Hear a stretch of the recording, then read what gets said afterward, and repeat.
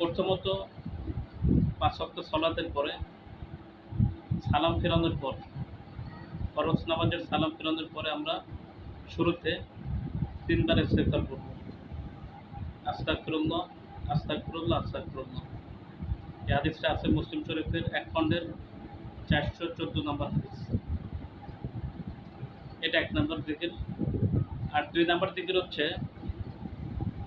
ইস্তেগফার করার পরে আমরা আল্লাহুম্মা আনতাস সালাম ওয়া মিনকাস সালাম তাবারাকতা ইয়া যাল জালালি ওয়াল ইকরাম, এই দোয়াটি পাঠ করব আমরা। এই হাদিসটা আছে মুসলিম শরীফের ১ নম্বর খণ্ডের ৪১৪ নম্বর হাদিস। ইমাম সাহেব যদি হয়ে থাকেন তাহলে তিনি এই ২টা জিকির করে মুসল্লিদের দিকে মুখ করে বসবেন। আমাদের উপমহাদেশে দেখা যায় যে আমরা মুসল্লিদের দিকে আমরা মুখ করে বসি, অনেকে কাত হয়ে বসে, এভাবে বসে, অনেকে এভাবে বসে, এরকম না। বরং সুন্নাত তরিকা হচ্ছে যে পরিপূর্ণভাবে মুসল্লিদের দিকে, মুখের দিকে ইমাম সাহেবের মুখ করে বসতে হবে।